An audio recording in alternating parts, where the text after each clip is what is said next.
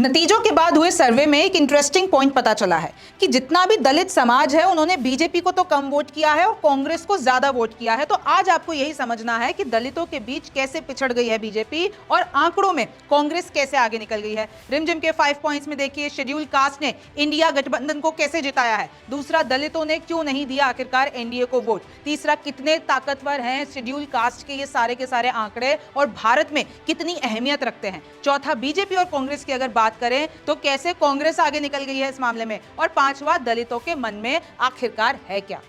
तो नमस्ते, मैं हूं रिमझिम जेठानी और आप रिमझिम के 5 पॉइंट्स देख रहे हैं। सबसे पहले आपको यही समझना होगा कि कैसे इंडिया गठबंधन को दलित समाज के बीच ज्यादा पॉपुलैरिटी मिली और बीजेपी से वो कहीं ना कहीं खफा हो गए और उनको वोट नहीं दिया। तो देखिए, कुल अगर मैं शेड्यूल कास्ट की जो जितने भी सीटें हैं वो बताती हूँ, 545 में से ये 156 सीटें हैं। और इंटरेस्टिंगली इंडिया गठबंधन को मिली है 93 सीटें, यानी 2019 से 53 सीटें ज्यादा। और एनडीए गठबंधन को मिली है 57 सीटें, यानी 2019 के आंकड़ों से -34। आप देख रहे हैं कि -34 यानी 34 सीटें इधर एनडीए पूरी की पूरी तरीके से दलित सीटों की अगर मैं बात करती हूं तो वो हार गई है। और अदर्स का आंकड़ा भी देख लीजिए कि इस बार महज 6 सीटें आई हैं दलित समाज में से और -19 2019 के मुकाबले ये 19 कम है। तो देखिए, दूसरा अपने को यही समझना है कि आखिरकार दलितों ने क्यों नहीं दिया एनडीए को वोट, इसके पीछे का कारण क्या है। तो जितने भी एनालिसिस हैं, अगर मैं एक्सिस माई इंडिया की पोस्ट पोल सर्वे की भी बात कर लेती हूँ, उन्होंने कहा है कि ये जो 400 पार वाला नारा है ना, ये कहीं ना कहीं बीजेपी के लिए खेल कर गया। और जैसे कांग्रेस ने यानी इंडिया गठबंधन ने जैसे ही इस मुद्दे को उठाया और बोला कि भैया 400 पार आ जाएंगे तो बीजेपी संविधान बदल देगी, अब ये संविधान पे बात आ गई और दलितों को ये बात लग गई। क्योंकि आपको पता होगा एससी और एसटी के लिए संविधान के मामले में वो बहुत सेंसिटिव हैं। देखिए, दलित और बहुजन को ये जो जाति भेदभाव से निकाला है वो संविधान ने निकाला है, छूअछूत से निकाला है तो वो संविधान ने निकाला है। आरक्षण उनके लिए एक बड़ा मुद्दा है क्योंकि संविधान में एससी और एसटी को आरक्षण मिलता है, तो वो संविधान के लिए बहुत ही सेंसिटिव है। तो जैसे ही इंडिया गठबंधन ने ये मुद्दा उठाया कि बीजेपी सरकार में आते ही, नई सरकार बनाते ही, 400 पार करते ही संविधान बदल देगी, तो दलित इससे डर गए और उन्होंने कांग्रेस के लिए वोट कर दिया। तो देखिए, उसी का ही नतीजा है कि मोहनलालगंज में 10 साल में पहली बार बीजेपी हार गई और उत्तर प्रदेश में सपा से पिछड़ गई बीजेपी। ये आपको सबको पता है कि कैसे सपा ने इस बार कमाल कर दिया। लेकिन अगर मैं बीजेपी की बात करती हूं तो उन्होंने अपना 8% वोट खो दिया है, अगर मैं पूरी शेड्यूल कास्ट की सीटों की बात करती हूं तो। तीसरे देख लीजिए, अभी कितने ताकतवर हैं एससी के आंकड़े यानी शेड्यूल कास्ट के आंकड़े। हम इस पे हमेशा ये दलित वोट है वो क्यों इतना महत्वपूर्ण हो जाता है किसी भी चुनाव में ले लीजिए। तो देखिए, भारत की 17% आबादी शेड्यूल कास्ट की है। अब मैं आपको आंकड़े बताती हूं। एनडीए ने 2019 में 41% वोट लिए, लेकिन 2024 में 35% हो गए।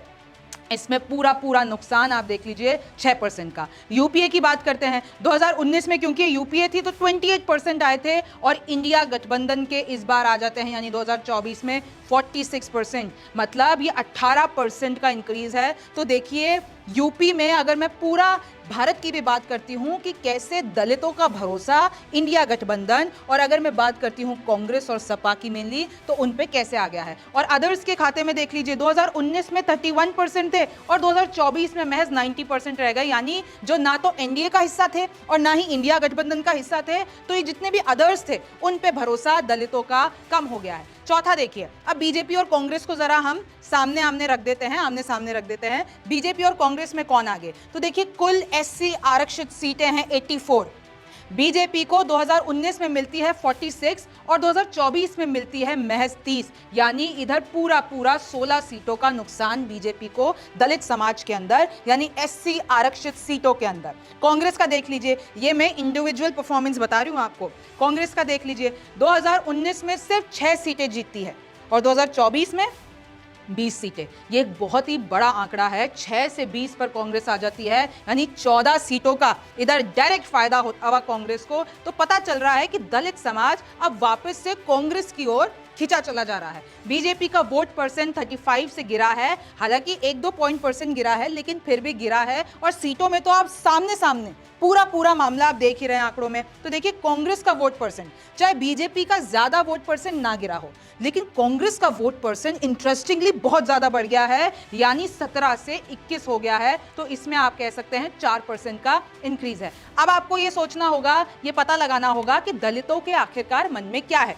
तो देखिए, अगर मैं आपको थोड़ा सा इतिहास के पन्नों में लेके चलती हूं, तो दलित पहले कांग्रेस के साथ थे, फिर बीच में बीएसपी यानी मायावती की पार्टी आई, फिर क्षेत्रीय दल आए, तो फिर धीरे धीरे जो ये दलित लोग हैं उनका भरोसा इन क्षेत्रीय दलों पे और मायावती की पार्टी पे हो गया। अब आपको पता है इस बार तो मायावती ने बहुत ही कमाल का काम नहीं किया है, आगे भी मैं बताती हूँ। वो धीरे धीरे जो है मामला पीछे हो गया है मायावती का। तो पिछले 10 सालों से बीजेपी का दबदबा था, जितनी भी ये एससी आरक्षित सीटें थी उस पे बीजेपी जीतती आ रही थी। लेकिन 2024 में कांग्रेस ने फिर जीत लिया है भरोसा, यानी पहले जो दलित कांग्रेस के साथ थे अब वापस कहीं ना कहीं कांग्रेस के पास जा रहे हैं। यूपी में बीजेपी को बदलनी होगी स्क्रिप्ट, ये भविष्य है, क्योंकि 2027 में यूपी में विधानसभा चुनाव है। और अगर आप अभी स्क्रिप्ट नहीं बदलेंगे तो हो सकता है कि विधानसभा चुनाव में भी उत्तर प्रदेश के कुछ नुकसान उठाना पड़े, क्योंकि समाजवादी पार्टी जब लोकसभा चुनावों में इतना बेहतर प्रदर्शन कर सकती है तो सोचिए विधानसभा चुनाव तो आ ही रहे हैं।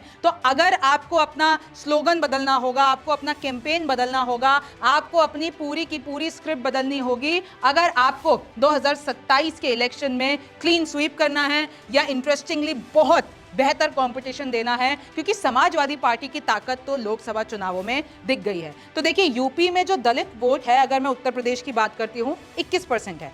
बसपा को इस बार सिर्फ 9 से 10% मिला है। और मैंने आपको बता दिया है कि कैसे बसपा इस बार वोट कटवा ज्यादा बनी है, ज्यादा इतना कमाल का खेल नहीं कर पाई।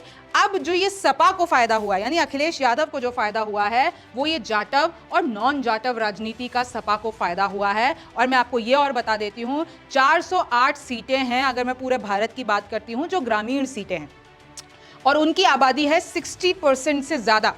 और अगर मैं स्ट्राइक रेट बता देती हूं आपको, तो बीजेपी की 2019 के चुनाव से, पिछले लोकसभा चुनाव से कंपेयर करें तो 68 से 55 आ गई है, यानी कम हो गई है। और अगर मैं कांग्रेस की बात करती हूं तो 19 से वो 41% हो गई है। तो ये जो आंकड़ा है ना, वो कहीं ना कहीं बीजेपी को गंभीर तौर से लेना होगा। 19 से 41 पर जाना बड़ी बात है कांग्रेस के लिए। और देखिए दलित वोट ऐसा है कि हर पार्टी सबसे पहले वहीं पे ही स्ट्राइक करती है। और दलित वोट, क्योंकि देखिए 17% आबादी, तो अब अगर आपको ऐसी स्क्रिप्ट लिखनी है कि ये बीजेपी की अब पूरी जंग रहेगी कि कैसे दलित वोट वापस से अपने खेमे में लाया जाए। अब खैर होगा क्या, वो तो वक्त बताएगा। आप न्यूज़ 24 देखते रहिए, रिमझिम के 5 पॉइंट्स देखते रहिए। मैं हूं रिमझिम जेठानी, फिर मुलाकात होगी।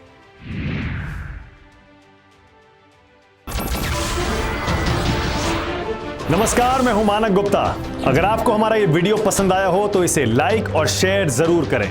और हाँ, हमें सब्सक्राइब और फॉलो करना ना भूलें, ताकि आप देश और दुनिया की कोई खबर मिस ना करें। तो जुड़े रहिए हमारे साथ और देखते रहिए न्यूज़ 24।